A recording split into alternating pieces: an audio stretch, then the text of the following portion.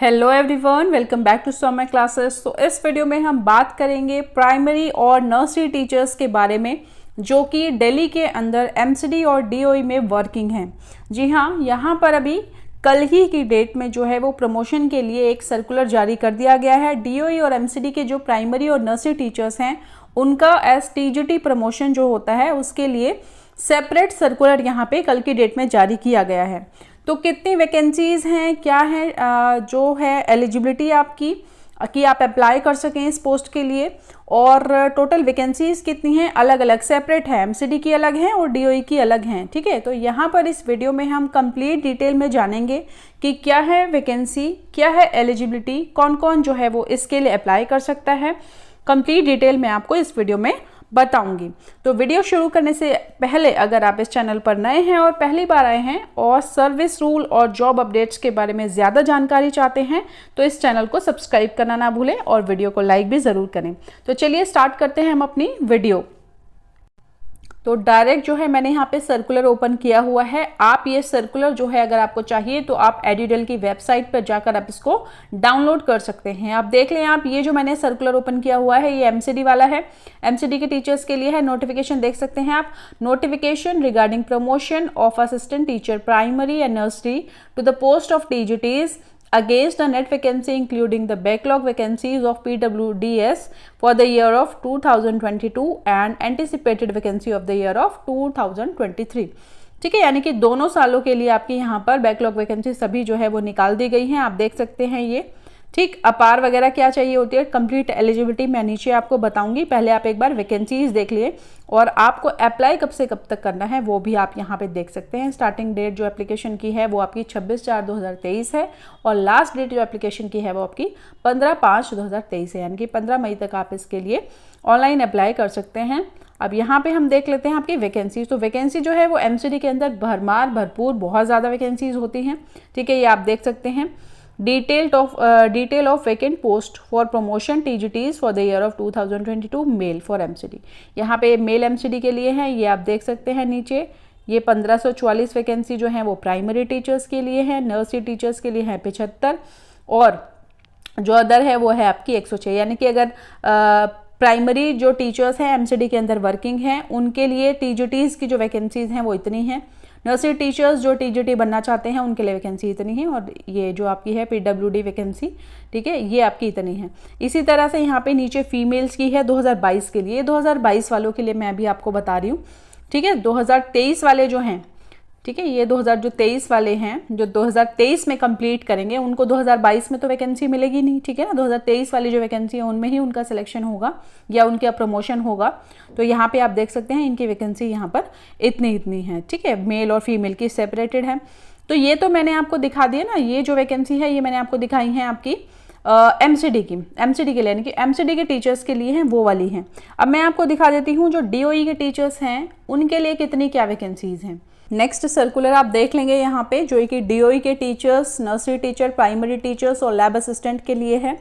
ठीक है, ये ऊपर का मैटर आपका बिल्कुल सेम है और नीचे जब आप जाएंगे तो आपको वैकेंसीज जो है वो काफ़ी अलग देखने को मिलेंगी। जो डीओई के अंदर वैकेंसी होती हैं वो एमसीडी के कंपेयर में काफ़ी कम होती हैं। ठीक है, तो यहाँ पे लैब असिस्टेंट की है आपकी। अगर आप लैब असिस्टेंट हैं और टीजीटी प्रमोट होना चाहते हैं तो आपके लिए वैकेंसी है 107। प्राइमरी टीचर्स जो टीजीटी प्रमोट होना चाहते हैं उनके लिए वैकेंसी है 331 एंड नर्सरी टीचर्स के लिए 77 है और अदर जो हैं वो 33 हैं। ठीक है, ये आपकी 2022 की हैं। इसी तरह से फीमेल की आपकी वैकेंसीज यहाँ पर दी हुई हैं 2022 के लिए। उसके बाद 2023 की वैकेंसीज ये देख सकते हैं आप नीचे इस तरह से दी हुई है और 2023 की वैकेंसीज जो हैं वो ये आपको नीचे यहाँ पर दी गई है। तो अब बात कुल मिला के आती है कि कौन जो है वो इसके लिए अप्लाई कर सकता है टीजीटी बनने के लिए। ठीक है, अगर आप एक नर्सरी प्राइमरी टीचर हैं डीओई या एमसीडी के अंदर या फिर डीओई के अंदर आप लैब असिस्टेंट हैं तो आप किस तरह से जो है वो इस पोस्ट के लिए अप्लाई कर सकते हैं। तो सबसे पहले जो है आपकी एलिजिबिलिटी होती है वो होती है आपकी सर्विस को, रेगुलर सर्विस को 5 साल पूरे हो जाने चाहिए। ठीक है, यहाँ पर आप देख सकते हैं बहुत ही क्लियरली मेंशन है कि आपकी सर्विस जो है वो 5 साल की कंप्लीट हो जानी चाहिए। दूसरा होता है कि एज अ टीजीटी बनने के लिए आपको जो और क्वालिफिकेशन चाहिए होती है जो कि होती है आपकी ग्रेजुएशन प्लस बीएड, वो भी आपकी होनी चाहिए। ठीक है, ये 2 बेसिक आपकी जो है यहाँ पे क्वालिफिकेशन होती है। बाकी अदर जो चीज़ें होती है वो तो होती है, ठीक है। और 5 साल की चाहिए होती है आपको अपार, ठीक है। हर साल आप अपार फिल करते हैं, 5 साल की जो है आपको अपार यहाँ पे चाहिए होती हैं। तो ये सारी चीज़ें अगर आपके पास हैं तो आप बिल्कुल एलिजिबल हैं आप इस TGT बनने के लिए। इसके अलावा एक सवाल जो सबसे ज़्यादा पूछा जाता है वो ये पूछा जाता है कि जी 5 साल जो होते हैं हमारे सर्विस के, जो हम प्रमोशन के लिए एलिजिबल हो जाते हैं, तो क्या इन 5 सालों के अंदर 2 साल जो प्रोबेशन होता है वो इसको इंक्लूड करके होगा या फिर एक्सक्लूड, यानी कि इसके अलावा होगा या इसके साथ होगा। तो 2 साल जो आपके प्रोबेशन पीरियड के होते हैं वो आपके उसको लगा के आपके 5 साल सर्विस के हो जाने चाहिए। यानी कि 2 साल मान लीजिए आपके प्रोबेशन के हो गए और 3 साल आपको उसके बाद के हो गए, तो आपको 5 साल हो गए हैं, तो आप बिल्कुल जो है वो एलिजिबल हैं। और अगर आपकी एजुकेशन क्वालिफिकेशन कंप्लीट है तो आप ज़रूर से जो है वो इस पोस्टों के लिए वैकेंसीज के लिए अप्लाई कर सकते हैं। आपको ऑनलाइन जो है मोड पे वो अप्लाई करना होगा।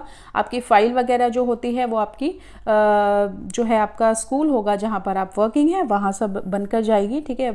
तो काफ़ी सारी इसमें यहाँ पर जो है वो आपको चीज़ें चाहिए होती हैं, उसका स्क्रीनशॉट मैं यहाँ पर आपको दिखा रही हूँ कि क्या क्या चीज़ें होती हैं जो बेसिक यहाँ पे आपको आपकी फ़ाइल वगैरह में लगानी होगी। बहुत ही यहाँ पे आपको ये आपको मिल जाएगा जब आप फॉर्म फिल करेंगे, वहाँ पे आपको डिटेल्स मिल जाएंगी, आप देख सकते हैं, ठीक है। ये सारी चीज़ें जो हैं आपको अपने प्रमोशन फाइल में लगानी होती हैं। उसके बाद एक सवाल है कि भाई CTET अगर है नहीं या CTET का क्या है, तो भाई प्रमोशन में CTET का कोई लेना देना नहीं है, यहाँ पे CTET आपको नहीं चाहिए होता, ठीक है। आई होप मैंने यहाँ पे आपको सभी जो आपके डाउट या फिर क्वेश्चंस थे इस वीडियो प्रमोशन को लेके वो आपके क्लियर हो गए होंगे।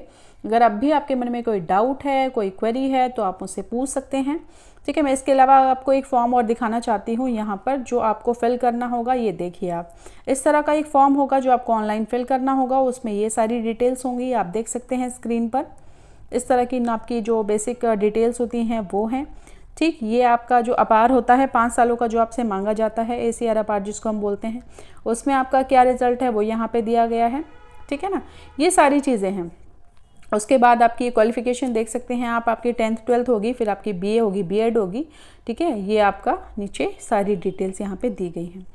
तो आई होप आपको प्रमोशन से रिलेटेड जो भी टीचर्स हैं जो MCD या DOE के अंदर हैं जो प्रमोशन लेना चाहते हैं, आपके मन में कोई सवाल है इसको लेकर तो आप मुझसे नीचे कमेंट बॉक्स में पूछ सकते हैं। तो मैं पूरी कोशिश करूँगी उनका जवाब देने की, आपको सही जवाब देने की, ठीक है। ऐसे ही कुछ भी यहाँ पे नहीं होता, ठीक है ना। अगर आप मेरे और भी कॉमेंट्स को देखेंगे तो मैं काफ़ी जो है सर्च करने के बाद ही यहाँ पर जवाब देती हूँ, ठीक है। तो आप उससे यहाँ पे और सवाल पूछ सकते हैं। अगर आपको वीडियो पसंद आया हो तो इस वीडियो को लाइक ज़रूर कीजिए, और यदि आप एजुकेशन से related service rule, CCS rule जो होते हैं हमारे और गवर्नमेंट जॉब से अपडेट रहना चाहते हैं तो इस वीडियो को लाइक के साथ साथ इस चैनल को सब्सक्राइब करना ना भूलें। वीडियो में बने रहने के लिए आपका धन्यवाद।